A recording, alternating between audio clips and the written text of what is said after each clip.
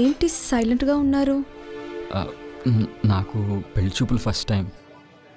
అయితే ఇదే last time అవ్వచ్చు. నేను మీతో కొంచెం మాట్లాడాలి. కొంచెం టైం ఏంటి, చాలా టైం ఉంది, చాలా మాట్లాడుకోవచ్చు.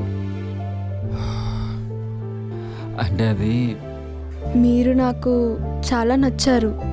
మిమ్మల్ని పెళ్లి చేసుకోవడం ఎటువంటి ఇబ్బంది లేదు. మీకు ఓకే అంటే